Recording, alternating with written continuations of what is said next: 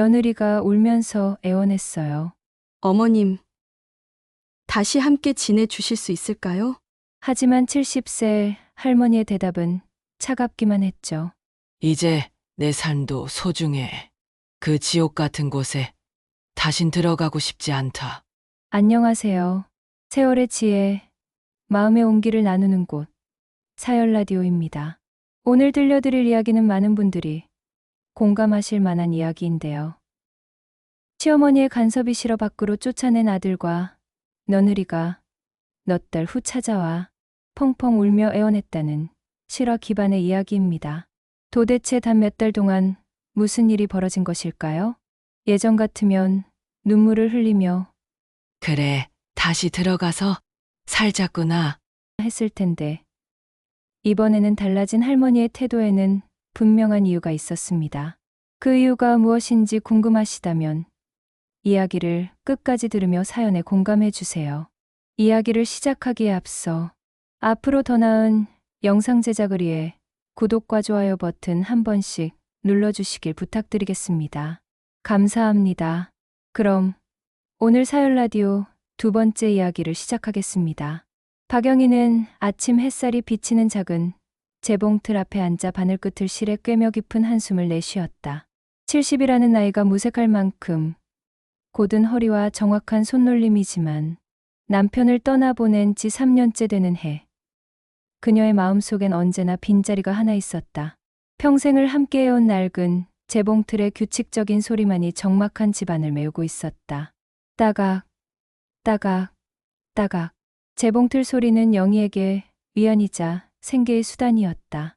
남편이 세상을 떠난 후에도 그녀는 국내 사람들의 옷수선과 간단한 맞춤 의리로 생활비를 벌어왔다.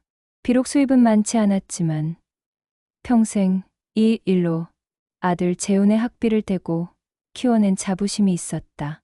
재훈이는 이제 38배, 제법 듬직한 은행 직원이 되어 자신만의 가정을 이루고 살고 있었다.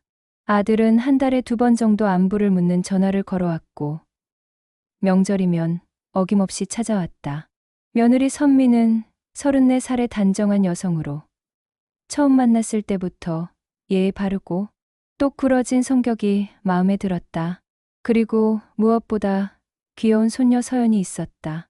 초등학교 2학년인 서연이는 영희를 볼 때마다 할머니 하며 달려와 품에 안기곤 했다. 어느 일요일 오후 재훈이 가족이 찾아왔을 때였다. 서연이가 감기에 걸려 코를 훌쩍이며 영희의 무릎에 기대어 있었다. 선미는 아이 때문에 며칠 밤을 설쳤는지 얼굴이 많이 피곤해 보였다. 엄마, 혼자 계시면 외로우시죠? 재훈이 조심스럽게 말을 꺼냈다. 우리 집으로 오셔서 함께 지내시면 어떨까요? 집도 넓고 서연이도 할머니 계시면 좋아할 텐데요. 영희는 잠시 망설였다. 아들의 제안이 반갑기도 했지만 한편으로는 다른 가정에 끼어드는 것 같아 마음이 편치 않았다. 하지만 서연이가 할머니, 우리 집에서 같이 살아요. 그럼 매일매일 놀 수 있잖아요. 라며 손을 꼭 잡고 조르자 거절하기가 어려웠다. 정말 괜찮겠니? 며느리한테도 물어보고. 어머님, 저희도 어머님이 혼자 계시는 게 걱정됐어요.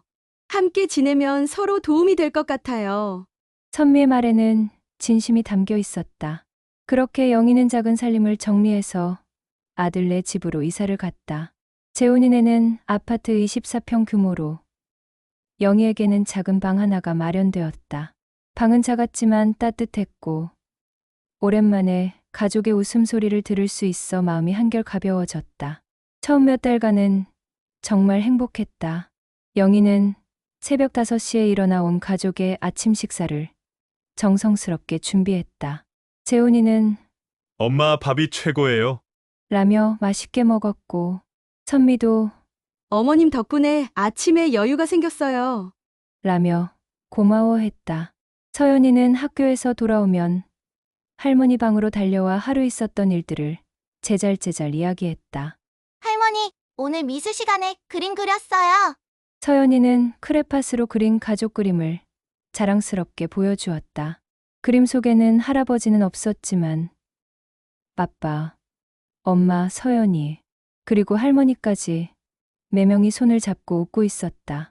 우와, 서연이가 그림을 정말 잘 그렸네. 할머니가 이렇게 예쁘게? 네, 할머니가 제일 예뻐요. 영희는 그때가 가장 행복했다고 나중에 회상하곤 했다.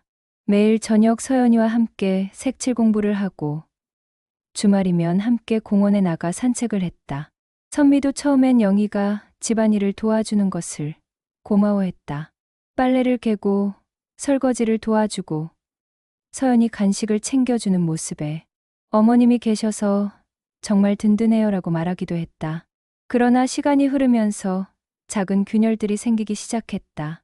영희의 세심함이 때로는 과보호로 느껴졌고 오랜 홀로서기의 습관들이 새로운 가족 구조와 부딪히기 시작했다. 하지만 이때만 해도 모든 것이 적응의 과정이라고 생각했고 서로를 배려하면 얼마든지 해결될 수 있는 문제들이라고 여겼다. 영희는 매일 밤 잠자리에 들기 전 작은 창문 밖을 바라보며 감사한 마음을 가졌다. 다시 가족과 함께 지낼 수 있게 되어 정말 좋았고 특히 서연이와 보내는 시간들이 그녀에게는 새로운 삶의 활력소가 되었다. 하지만 이런 행복이 영원하지 않을 것임을 그때는 아직 몰랐다.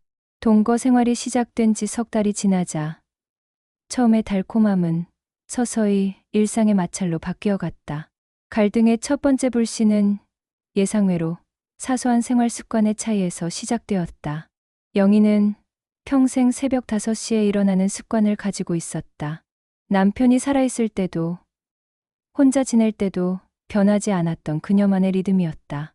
이른 아침 공기가 맑을 때 하루를 시작하는 것이 몸에 배어 있었다. 자연스럽게 온 가족의 아침 식사를 준비하는 것도 그녀의 몫이 되었다. 어머님, 너무 일찍 일어나지 마세요. 선미가 며칠째 같은 말을 반복했지만 영희에게는 이미 몸에 밴 습관이었다. 괜찮다. 괜찮아. 내가 일찍 일어나는 게 편해. 너는 더 자거라. 하지만 선미는 밤늦게까지 깨어있는 편이었다. 아이를 재우고 나서야 비로소 자신만의 시간이 생겼고 그 시간에 밀린 집안일을 하거나 잠깐이나마 휴식을 취했다. 자연히 아침에는 일어나기가 힘들었다. 영희가 부엌에서 분주히 움직이는 소리에 눈을 뜨면 이미 식탁에는 따뜻한 국과 반찬들이 차려져 있었다. 처음에는 고마워했다. 하지만 점차 그 고마움은 부담으로 변해갔다. 마치 자신이 게으른 며느리가 된 것 같은 기분이 들었다. 영희는 의도하지 않았지만 선미에게는 무언의 압박감으로 다가왔다. 재훈 씨, 어머님께 말씀드려봐. 아침은 내가 할 테니 더 주무시라고.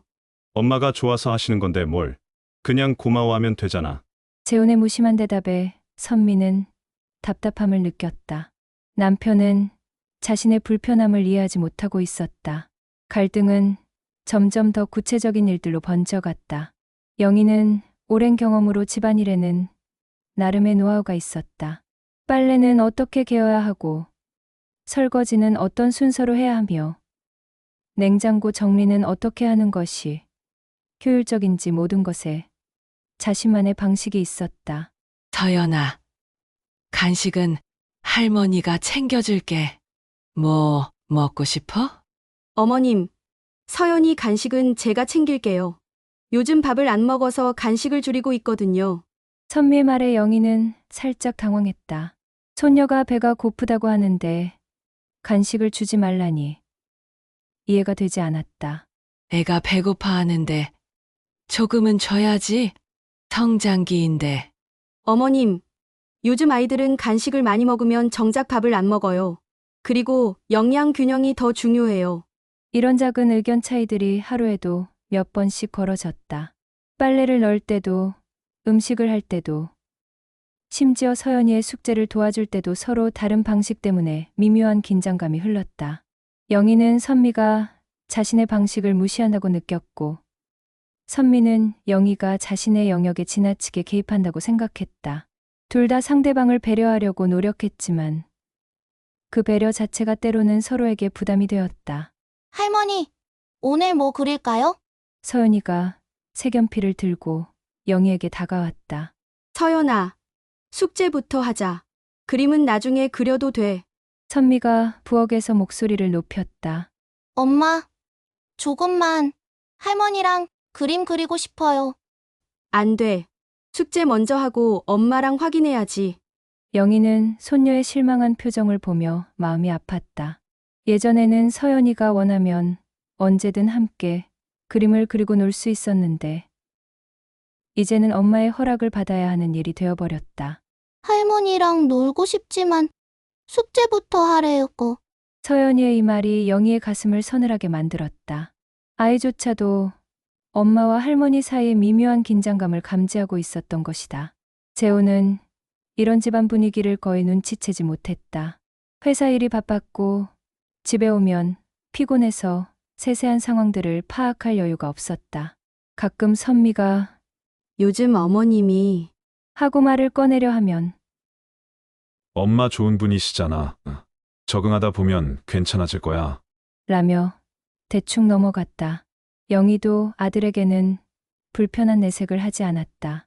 괜히 아들을 곤란하게 만들고 싶지 않았고 며느리와의 갈등 때문에 가족 분위기가 나빠지는 것을 원하지 않았다. 그저 혼자서 사귀고 참을 뿐이었다. 어느 저녁 온 가족이 거실에서 텔레비전을 보고 있을 때였다. 영희는 서연이 옆에 앉아 아이의 머리를 쓰다듬어 주고 있었다. 그런데 선미가 서연아, 엄마 옆으로 와. 라고 부르는 것이었다. 서연이는 잠시 망설이다가 엄마 쪽으로 자리를 옮겼다. 그 순간 영희는 자신이 서연이로부터 멀어지고 있다는 것을 실감했다. 아이는 할머니를 좋아하지만 엄마의 눈치를 봐야 하는 상황에 놓여 있었다. 그날 밤 영희는 잠이 오지 않아 작은 창문 밖을 바라보며 생각에 잠겼다. 분명 처음에는 모든 것이 좋았었다. 그런데 언제부터인가 자신의 존재가 이 집에서 어정쩡한 위치가 되어버린 것 같았다. 도움이 되고 싶어서 하는 일들이 간섭으로 받아들여지고 손녀와의 소중한 시간마저도 눈치를 봐야 하는 상황이 되었다. 내가 여기 있는 게 맞나? 영희는 처음으로 이런 의문을 품게 되었다. 행복할 거라고 생각했던 가족과의 동거가 점점 더 복잡하고 힘든 일이 되어가고 있었다. 서연이의 9번째 생일이 다가오고 있었다. 영희는 이 특별한 날을 위해 2달 전부터 준비를 시작했다. 손녀에게 세상에서 가장 특별한 선물을 해주고 싶었다. 뭘 해줄까? 영희는 혼자 중얼거리며 여러 가지 방법을 고민했다. 시중에서 파는 장난감이나 옷은 누구나 살 수 있는 것들이었다. 그녀는 자신만이 줄 수 있는 정성이 가득 담긴 선물을 만들고 싶었다. 그렇게 결정한 것이 한복이었다.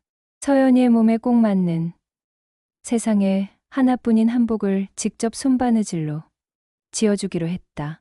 밝은 연분홍 저고리의 하얀 치마, 그리고 작은 꽃무늬 자수까지. 영희는 매일 밤 가족들이 잠든 후 작은 스탠드, 불빛 아래에서 한 땀 한 땀 정성스럽게 바느질했다. 이쁜 우리 서연이 이 옷 입으면 공주처럼 예쁠 거야. 영희는 바늘에 실을 꿰며 혼자 미소 지었다. 손목이 아프고 눈이 침침해도 그녀는 매일 조금씩 작업을 이어갔다. 저고리의 곡선 하나하나, 치마의 주름, 하나하나의 손녀에 대한 사랑을 담았다. 가슴 부분에는 작은 나비 자수를 놓고 치마 끝에는 꽃잎 무늬를 수놓았다. 평생 바느질로 생계를 이어온 그녀의 모든 기술과 정성이 그 작은 한복 한 벌에 담겨 있었다. 드디어 서연이의 생일날이 왔다. 아침부터 영희의 가슴은 두둥거렸다. 서연이가 선물을 보고 얼마나 좋아할지 상상만 해도 기분이 좋았다. 서연아, 할머니가 특별한 선물을 준비했어. 영희는 곱게 포장한 한복을 서연이 앞에 내밀었다. 와, 뭐예요? 서연이가 눈을 반짝이며 포장지를 뜯었다. 한복이 모습을 드러내자 서연이는 잠시 말을 잃었다. 할머니가 직접 만든 거야. 우리 서연이만을 위한 특별한 옷이지. 영희의 목소리에는 자부심과 기대가 가득했다. 할머니, 정말 예뻐요. 바로 입어볼게요. 서연이가 한복을 들고 방으로 뛰어갔다. 그런데 선미가 다급하게 뒤따라갔다. 잠시 후 방에서 둘의 목소리가 들려왔다. 엄마, 이거 입어야 돼요. 서연아, 할머니 마음은 고맙지만 요즘 아이들은 이런 거 안 입어. 친구들이 보면 촌스럽다고 할 거야. 영희는 가슴이 철렁했다. 부엌에서 설거지를 하던 손이 멈췄다. 그래도 할머니가 직접 만들어주신 건데. 나중에 특별한 날에 입으면 되지. 오늘은 친구들이 많이 올 텐데. 서연이가 조금 실망한 표정으로 나왔다. 선미는 한복을 옷장 깊숙이 넣어버렸다. 어머님, 마음은 정말 감사해요. 하지만 요즘 아이들은 이런 전통 의상을 일상적으로 입지는 않아서요. 아이가 친구들 앞에서 어색해할까 봐서요. 선미의 말은 예의를 갖춘 것 같았지만 영희에게는 날카로운 칼날처럼 가슴에 꽂혔다. 2달 동안 밤마다 정성스럽게 지은 한복이 손녀에 대한 깊은 사랑이 촌스러운 것으로 평가받는 순간이었다. 아, 그래. 요즘 아이들은 그렇구나. 영희는 겨우 이런 말만 할 수 있었다. 마음속으로는 무너져 내리고 있었지만 겉으로는 태연한 척했다. 생일 파티가 시작되고 서연이의 친구들이 왔다. 아이들은 화려한 원피스와 예쁜 치마를 입고 있었다. 영희는 문득 자신이 만든 한복이 정말 촌스러운 것이었나 하는 생각이 들었다. 하지만 동시에 서운함도 올라왔다. 설령 요즘 아이들 취향과 다르다 할지라도 할머니의 정성만큼은 인정받을 수 있지 않았을까. 그날 밤이 더 충격적이었다. 영희는 잠을 이루지 못하고 뒤척이고 있었는데 거실에서 재웅과 선미의 대화 소리가 들려왔다. 어머니랑 같이 사는 거 정말 힘들어. 매일 눈치 보이고 내 생활도 없어. 집도 좁고. 영희는 귀를 의심했다. 며느리가 정말 이런 말을 하고 있는 것인지. 조금만 참아줘. 엄마도 나름대로 도움이 되려고 노력하시잖아. 도움이라고? 오히려 더 일이 많아졌어. 어머님 눈치도 봐야 하고 서연이 교육에도 간섭하시고 한복 같은 거 만들어서 아이한테 입히려고 하시는 것도 그렇고. 엄마가 좋은 뜻으로 하신 건데 재훈 씨, 현실적으로 생각해봐. 우리가 언제까지 이렇게 살 수 있을 것 같아? 신혼집도 아니고 내 공간도 없고. 어머니도 이해해 드려야지. 다른 방법이 없잖아. 재훈마저 완전히 자신의 편은 아니라는 것을 영희는 깨달았다. 아들은 자신을 감싸기는 하지만 그것도 의무감에서 나오는 것 같았다. 진심으로 자신이 이 가정에 필요한 존재라고 생각하지는 않는 것 같았다. 영희는 이불을 머리까지 끌어올렸다. 눈물이 핑 돌았지만 소리내어 울 수는 없었다. 자신이 짐이 되었다는 사실을 인정하고 싶지 않았지만 현실은 명확했다. 다음 날 아침, 영희는 평소보다 더 일찍 일어났다. 하지만 아침 준비를 하는 손길이 예전 같지 않았다. 모든 것이 무의미하게 느껴졌다. 자신이 좋은 뜻으로 하는 모든 일들이 상대방에게는 부담이 되고 있었다. 어머님, 괜찮으세요? 얼굴이 안 좋아 보여요. 선미가 조심스럽게 물었다. 응, 괜찮다. 조금 못 찼을 뿐이야. 그날 하루 종일 영희는 조용했다. 서연이가 학교에서 돌아와도 예전처럼 반갑게 맞아주지 못했다. 아이가 할머니, 뭐 그려요? 라고 물어봐도 아, 할머니 피곤해. 나중에 하자. 라고 대답했다. 그날 밤 영희는 결심을 굳혔다. 이 상황을 더 이상 지속할 수 없었다. 자신 때문에 가족들이 불편해하는 모습을 더 이상 보고 싶지 않았다.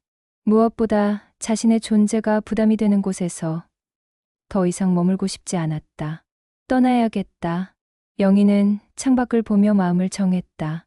아들에게는 미안했지만 이것이 모두를 위한 최선의 선택이라고 생각했다. 자신의 자존심을 위해서라도 스스로 나가는 것이 맞다고 판단했다. 영희는 아들에게 말도 없이 조용히 집을 나왔다.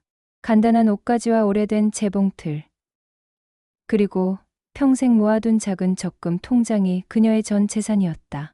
부동산 중개소를 돌아다닌 끝에 겨우 찾은 곳은 지하철역에서 걸어서 10분 거리에 있는 작은 월세방이었다. 방 크기는 겨우 5평 남짓. 작은 부엌과 화장실이 딸린 원룸이었지만 70살 노인 혼자 살기에는 충분했다. 월세는 40만 원으로 부담스럽지만 적금을 조금씩 깨면서라도 버틸 수 있을 것 같았다. 여기서 새로 시작하는 거야. 영희는 텅 빈 방에서 혼자 중얼거렸다. 하지만 그 말과 달리 마음은 공허했다. 첫날 밤, 영희는 바닥에 이불을 깔고 누워 있었지만 잠이 오지 않았다. 아들네 집에서는 비록 갈등이 있었지만 그래도 사람들의 기척이라도 있었다. 이곳은 너무나도 조용했다. 이웃집에서 들려오는 텔레비전 소리와 복도를 지나다니는 발소리만이 그녀에게는 외로움을 달래주는 유일한 소리였다. 눈물이 흘렀다. 처음에는 한두 방울이었지만 시간이 지나면서 참았던 모든 것들이 쏟아져 나왔다. 며느리의 차가운 시선, 아들의 애매한 태도, 손녀와 멀어져 가는 거리감, 그리고 무엇보다 자신이 짐이 되었다는 서러움까지. 내가 뭘 잘못했나? 영희는 이불을 적시며 울었다. 평생 누구에게 피해주지 않으려고 조심스럽게 살았는데 결국은 가족들에게조차 부담스러운 존재가 되어버린 현실이 받아들여지지 않았다. 며칠 동안은 거의 집 밖으로 나가지 않았다. 간단한 생필품을 사러 마트에 갈 때도 고개를 숙이고 빠르게 다녀왔다. 혹시라도 아는 사람을 만날까봐 무서웠다. 가족과 떨어져 혼자 사는 이유를 설명하기가 부끄러웠다. 일주일이 지나고 재훈에게서 전화가 왔다. 엄마, 어디 계세요? 걱정돼서 미치겠어요. 괜찮다. 나 혼자 잘 지내고 있어. 어디 계신지 주소라도 알려주세요. 찾아갈게요. 아니다. 그냥 내버려둬. 너희들도 편하게 살아라. 영희는 전화를 끊었다. 아들의 목소리를 들으니 더 마음이 아팠다. 하지만 다시 돌아갈 생각은 없었다. 그곳에서의 불편함과 상처를 다시 경험하고 싶지 않았다. 한 달이 지나자 영희는 현실을 직시해야 했다. 적금만으로는 계속 생활할 수 없었다. 무언가 일을 해서 수입을 만들어야 했다. 하지만 70살의 나이에 할 수 있는 일이 많지 않았다. 그러던 중 동네를 산책하다가 작은 공방을 발견했다. 꿈나무 공예교실이라는 간판이 걸린 곳이었다. 유리창 너머로 아이들이 뭔가를 만들고 있는 모습이 보였다. 문득 호기심이 생겨 들어가 보았다. 어서 오세요. 구경하러 오셨나요? 40대 정도로 보이는 여자가 반갑게 맞아주었다. 아, 그냥 지나가다가 궁금해서요. 여기서는 뭘 가르치시나요? 아이들에게 바느질이랑 간단한 수공예를 가르치고 있어요. 요즘 아이들이 손으로 만드는 걸 너무 모르더라고요. 영희는 아이들이 서투른 손길로 바늘을 다루는 모습을 보며 마음이 움직였다. 자신이 평생 해온 일이었다. 혹시 여기서 일할 수 있을까요? 저 바느질은 좀 할 줄 아는데요. 공방 운영자인 김미선은 영희의 제안에 관심을 보였다. 마침 바느질 전문 강사를 구하고 있던 참이었다. 어르신이 정말 잘하실 수 있을까요? 요즘 아이들은 금세 집중력을 잃거든요. 해보겠습니다. 아이들이랑 있으면 좋을 것 같아요. 며칠 후 영희는 작은 시범 수업을 했다. 처음에는 아이들이 할머니가 뭘 가르쳐 주신다는 거예요? 라며 시큰둥했다. 하지만 영희가 능숙한 손놀림으로 예쁜 파우치를 만들어 보이자 아이들의 눈빛이 달라졌다.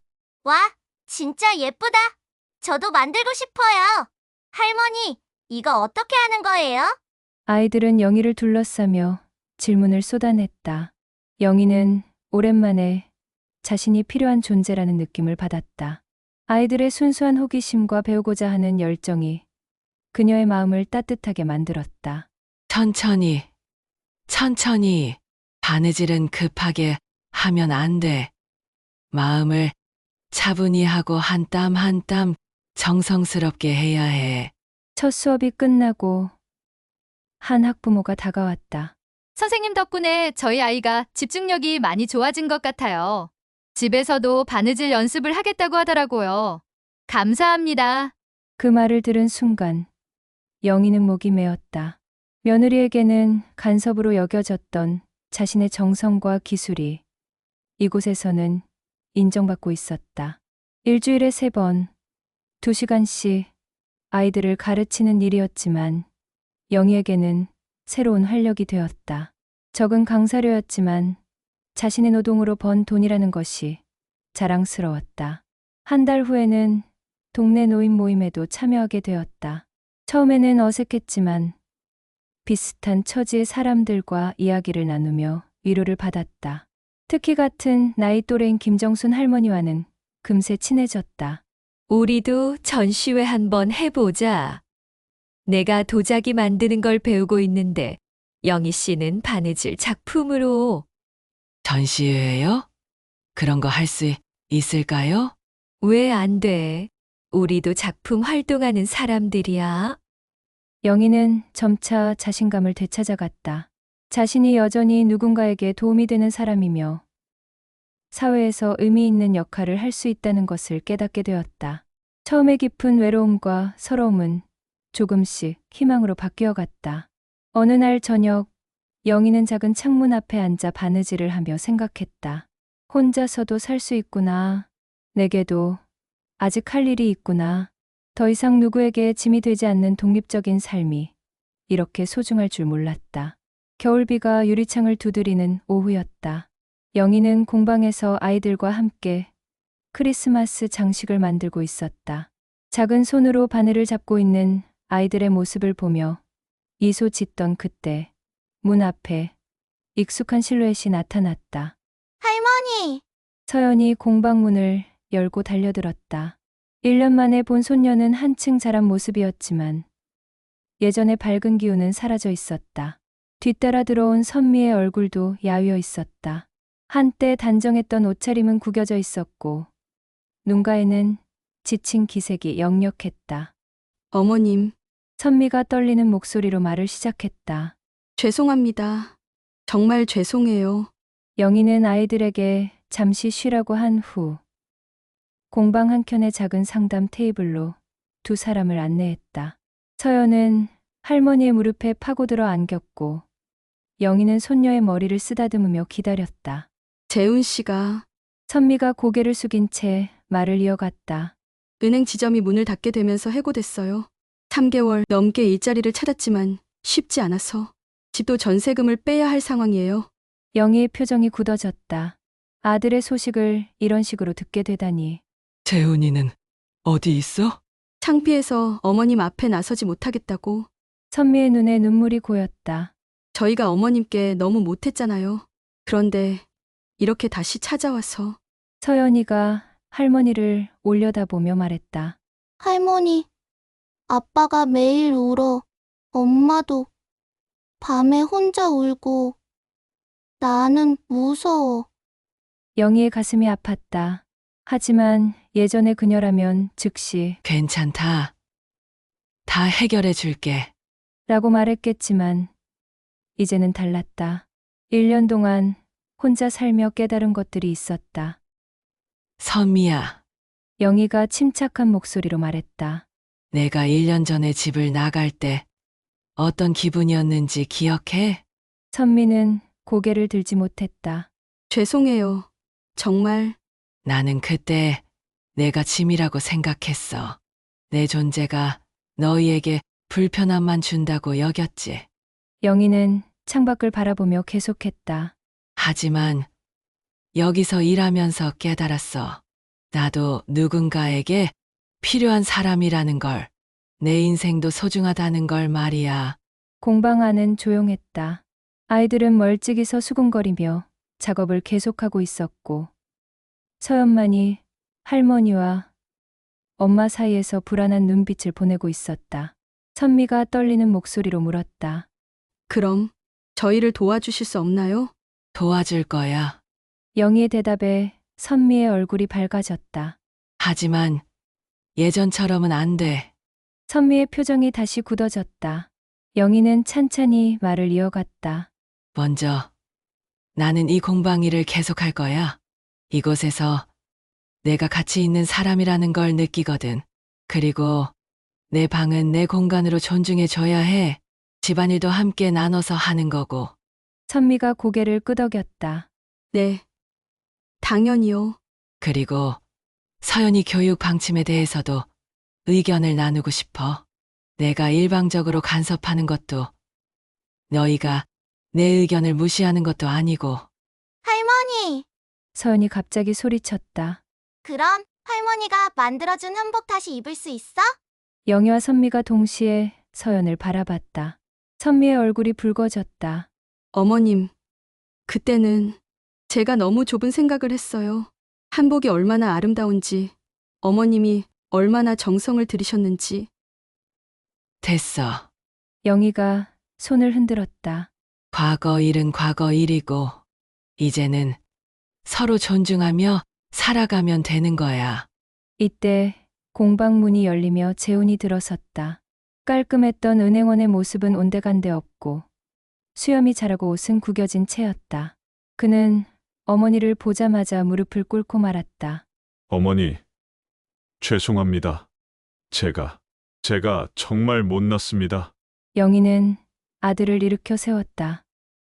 일어나. 무릎 꿇는다고 해결되는 게 아니야.